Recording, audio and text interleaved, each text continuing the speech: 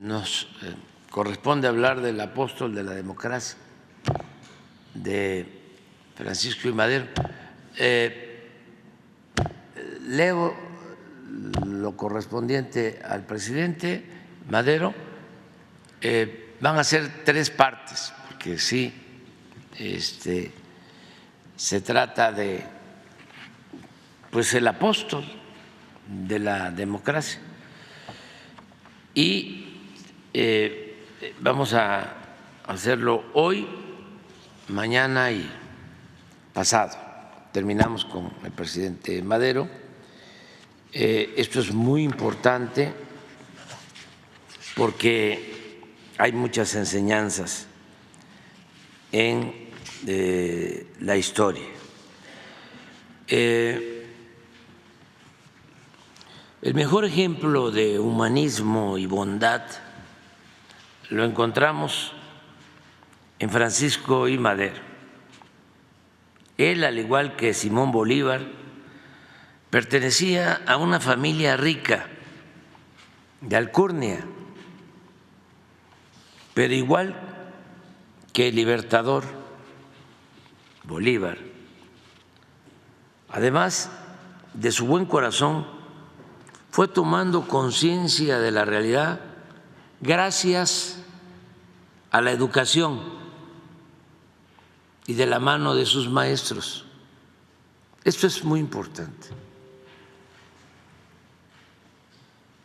Una persona puede venir de una familia acomodada, con un pensamiento conservador, pero el estudio le da motivos, razones para pensar y actuar en favor de los demás.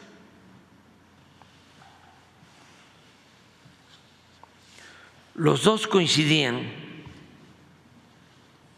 Bolívar y Madero, en el principio según el cual para ser justos es necesario ser libres. Uno de los bolivarianos más auténticos, el maestro Carlos Pellicer, decía que los sentimientos de justicia son hijos de la libertad, pues nunca siendo esclavos podremos ser justos. La vida y obra de Madero es enseñanza pura en el ejercicio del noble oficio de la política. En Madero hay ideales, así como emotivas y trágicas lecciones. La trayectoria política de Madero es excepcional y virtuosa. De joven se formó en la Escuela de Altos Estudios Comerciales en Francia y en la Universidad de California, en Berkeley.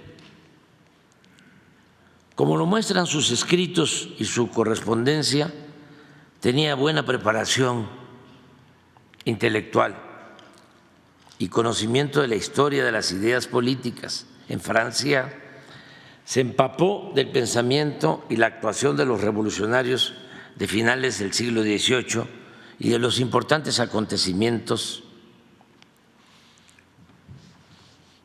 del siglo XIX. Por otra parte, asimiló y se convirtió en practicante de la corriente espírita, que en ese entonces era una doctrina de gran valor filosófico. Esto último, aunque fue usado en su contra, con extrema simplificación, le sirvió para afianzar sus convicciones, al grado de que mediante estas prácticas llegó a la íntima conclusión de que debía arriesgar hasta su vida por la causa de la libertad. Esto también es importante para los jóvenes. Debe tomarse en cuenta que por lo general un luchador social o político que busca transformar una realidad de injusticia y opresión siempre es movido por ideales y principios, por una doctrina o simplemente por una creencia. Nadie podría hacer algo verdaderamente trascendente por puro pragmatismo, sin poseer alguna de estas virtudes o valores. Siempre en la vida se busca algo. Y se tiene una doctrina, un ideal, un principio, que es el que nos hace caminar, vivir y ser felices. Madero dio pruebas de ser un excepcional empresario con inquietudes políticas libertarias. Desde que regresó de Francia en 1902, Frédéric Katz, riguroso historiador de la Revolución Mexicana, sostenía que al hacerse cargo en 1903 de una hacienda de su padre en San Pedro de las Colonias, Coahuila, combinaba un enfoque económico práctico con ideas explícitamente filantrópicas. Comenzó por aumentar los salarios de sus trabajadores agrícolas. Los sometió a exámenes médicos periódicos e introdujo la educación obligatoria, de manera que el nivel de vida que gozaba en su hacienda era muy superior al que prevalecía en las haciendas vecinas. Se refiere a los trabajadores de su hacienda. Madero combinó esta actitud hacia sus trabajadores con la introducción de métodos de cultivos nuevos y más productivos, lo cual muy pronto incrementó en forma notable sus ganancias e hizo de su hacienda una especie de empresa modelo, tanto en términos sociales como económicos. Al margen de los negocios, en 1905 actuó como presidente del Club Democrático Benito Juárez en Coahuila contra la reelección del gobernador Miguel Cárdenas. Luego de esa elección fraudulenta, lanza un manifiesto a la nación denunciando que la soberanía del Estado de Coahuila es un simple mito y llama a los ciudadanos a no claudicar ante la imposición antidemocrática. Un poco antes, a finales de 1904, y gracias a la intermediación de Camilo Arriaga, había prestado $2,000 para ayudar a que volviera a imprimirse ahora en San Antonio, Texas, el periódico Regeneración. Él aportó $2,000. Ricardo Flores Magón le agradeció el servicio prestado a la causa porque, cito a Ricardo, si no hubiera sido por usted, dada nuestra situación difícil en San Antonio, hubiéramos ido al desastre, a la derrota y a la anulación completa de nuestras labores. Luego las relaciones, porque así son las cosas en la política, incluso entre revolucionarios, las relaciones entre los dos se deterioraron porque uno se ubica en la línea moderada, Madero, y el otro en la más radical, Flores Magón. Pero aún con las fuertes acusaciones que intercambiaron, después de la ruptura, siempre lucharon y supieron, como pocos, que era posible derrocar al todopoderoso régimen dictatorial de Porfirio Díaz. Y eso tal vez exacerbaba la rivalidad. Los dos querían dirigir el movimiento antiporfirista.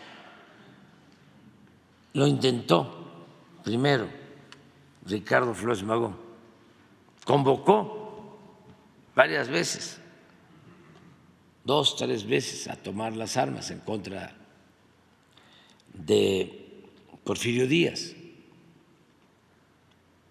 No tuvo éxito, incluso esos levantamientos llevaron a la represión, al encarcelamiento de dirigentes. Por ejemplo, en uno de estos levantamientos detienen en Chihuahua a dirigentes, quiero acordarme de los hermanos de San Luis Potosí,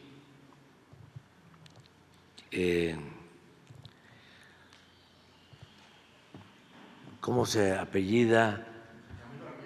No, sí, Camilo y Ponciano, pero Juan Saravia. Detienen a Juan Saravia y es importantísima la anécdota, porque lo llevan a Chihuahua, esto como 1906, y lo juzgan como se acostumbraba antes en el Teatro Juárez de Chihuahua. Invitan a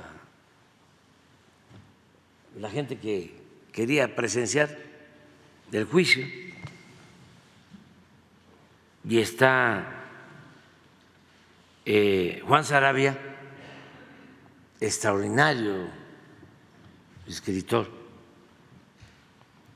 había elaborado el Plan Liberal de 1906 con Ricardo, que es un plan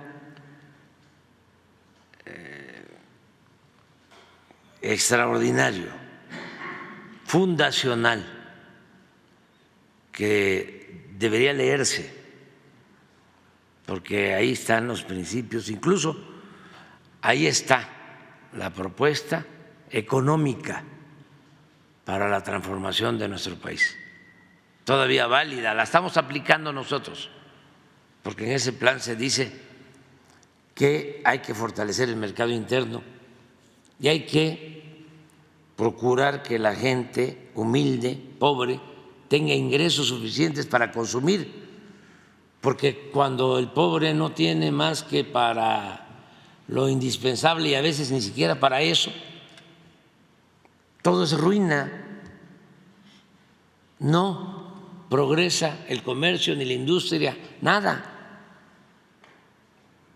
Entonces, ellos plantean fortalecer el consumo interno, que es lo que estamos haciendo nosotros, que la gente tenga ingresos para consumir no solo lo básico, y así se beneficia el comercio, se beneficia la industria, y hay prosperidad y bienestar. Pero en ese plan está muy bien descrito esto que estoy planteando. Bueno, el caso es que van a juzgar a Juan Saravia y llega muy prepotente el gobernador de Chihuahua, Enrique Krill, y su suegro, Terrazas, Luis Terrazas, llegan los dos, Luis Terrazas y Enrique Krill, y le dice Enrique Krill a Juan Saravia: ¿de modo que usted es el bandido de Juan Saravia? No, señor, yo no soy un bandido, los bandidos son otros. Y está toda la gente ahí. ¿Y quiénes son los bandidos? Enrique Krill, Luis Terrazas y Porfirio Díaz. Y ahí se acabó el juicio. Y en tren a Juan Saravia hasta Veracruz, a la cárcel de San Juan de Ulúa. Estuvo 5 años preso en San Juan de Ulúa y es liberado cuando triunfa la Revolución Maderista. Bueno, cierro el paréntesis. Durante la segunda mitad de 1908, Madero se ocupa de escribir en San Pedro de las Colonias, Coahuila, su libro La sucesión presidencial, en 1910, cuyo subtítulo es El Partido Nacional Democrático, que aparece en diciembre de ese año. El libro, como afirma Daniel Cosío Villegas, es el mejor análisis crítico del régimen porfirista desde la aparición en 1892 de la cuestión presidencial en 1876, escrito por José María Iglesias.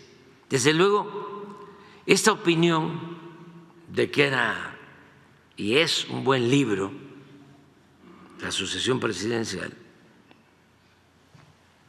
no la compartieron los intelectuales de su época y muchos en la actualidad le escatiman valor literario y científico. Unos por negarse a reconocer en Madero a un hombre de ideas, otros por no entender que una cosa es el análisis académico de la realidad y otra, a veces muy distinta, es el ejercicio de la política, que siempre busca, si es buena política, que se haga historia y debe al mismo tiempo ser este oficio y el mensaje claro y mantener el equilibrio entre la eficacia y los principios. A sus contemporáneos les pareció que Madero ni siquiera estaba dotado de conocimientos para escribir un libro, empezando por su abuelo,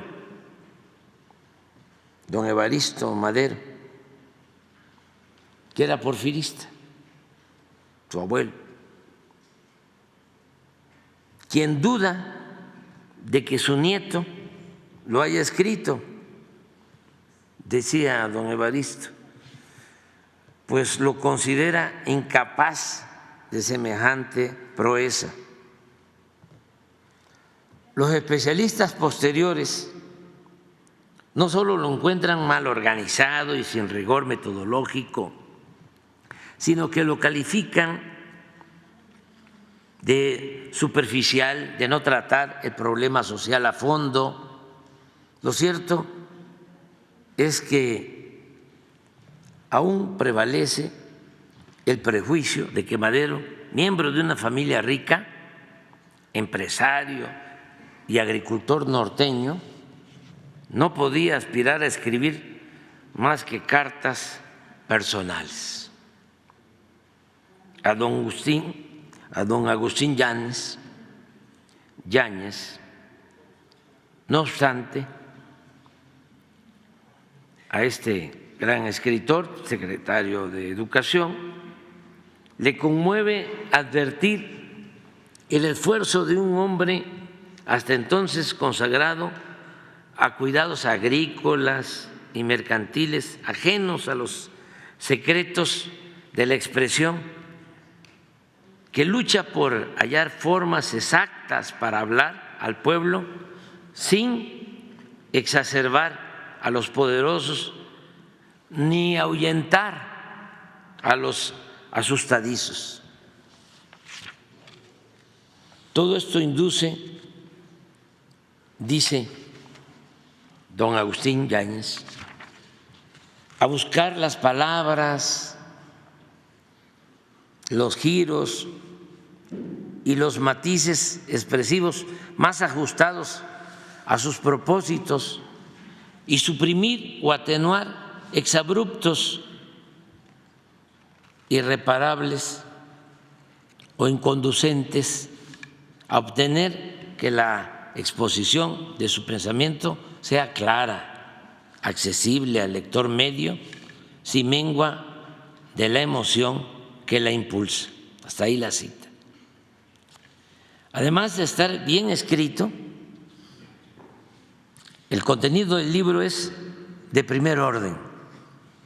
Repasa los males de la nación, cuestiona las injustas guerras de Temochic y Valle del Yaqui, sostiene que las huelgas de Cananea y Río Blanco tuvieron su origen porque Porfirio Díaz recibía apoyo de los capitalistas, critica la falta de libertades, la política exterior, el estancamiento de la educación y las actividades agrícolas, mineras e industriales, y el mal manejo de la hacienda pública. Señala que el progreso material se había logrado con una enorme deuda. Esto, por ejemplo, se desconoce. Cuando se piensa en el gobierno de Porfirio Díaz, siempre se habla de que era un gobierno muy eficaz en el manejo de las finanzas. Es de los gobiernos que más se endeudó, o mejor dicho, que más endeudó al país.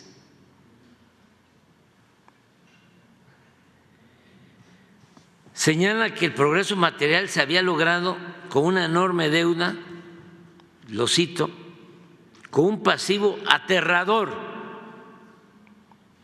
Cuestiona a Ramón Corral, aspirante a la vicepresidencia de la República, entre otras cosas, por su responsabilidad en la guerra del Yaqui y por su nula vocación democrática, inclinado a ser más partidarios de sus allegados que del pueblo. A Bernardo Reyes, el otro candidato a la vicepresidencia, lo considera profundamente imbuido en las prácticas absolutistas y asegura que con él, en lugar de Díaz, habría en México un régimen del sable, más fiero y pesado que el porfirista.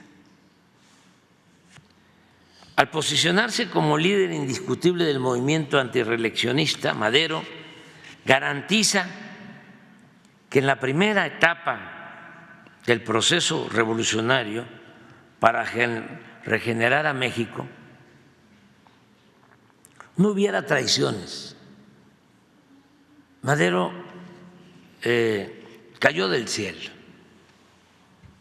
era el dirigente que se necesitaba para acabar con el régimen autoritario y dictatorial de Porfirio Díaz.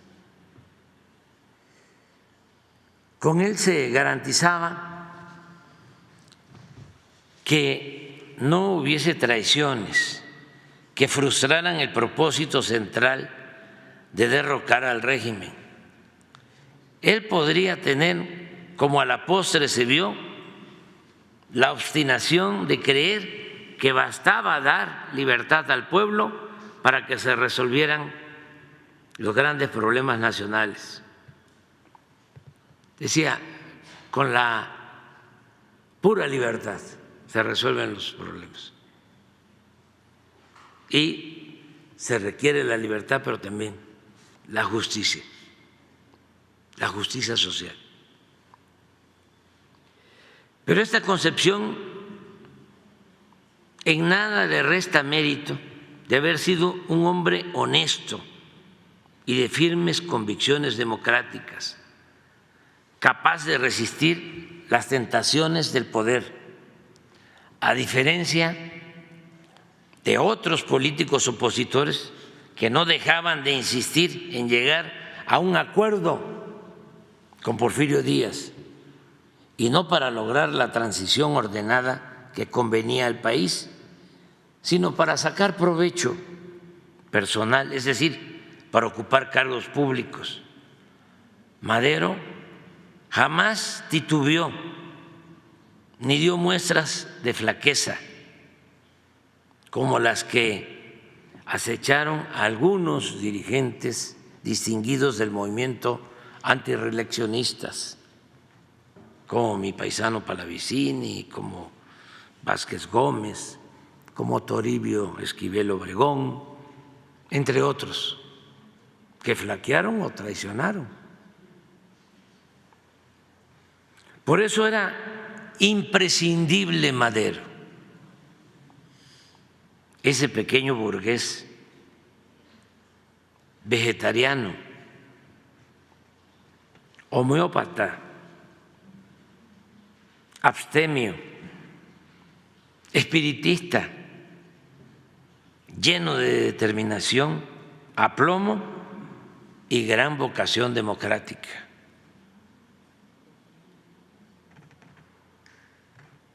El 15 de abril de 1910, a la convención del Partido Antirreeleccionista, 200 delegados de todo el país eligen de manera democrática a Francisco I. Madero como candidato a la presidencia y a Francisco Vázquez Gómez a la vicepresidencia.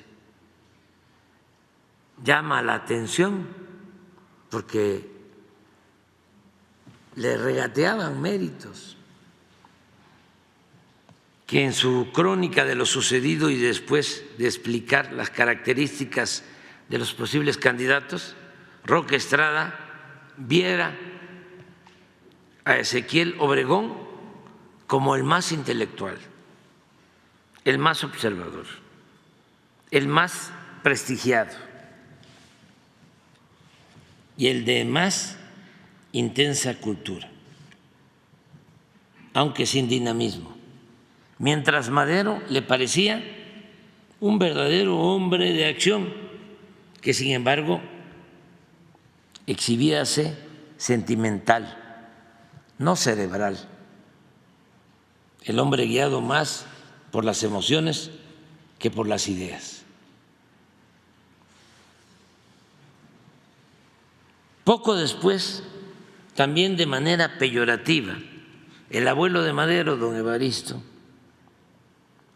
se disculpa con Porfirio Díaz porque a su nieto Francisco se le había metido en la cabeza involucrarse en la alta política, aconsejado, esto lo dice el abuelo, por los espíritus, pues es espiritista, con lo cual queda dicho todo, causándonos a todos los familiares miles de molestias y contrariedades sin cuento. Pues bien, este personaje, Madero, incomprendido por propios y extraños, se dispuso a desempeñar el papel de David que enfrentó a Goliat. Hasta ahí le dejamos. Mañana le seguimos.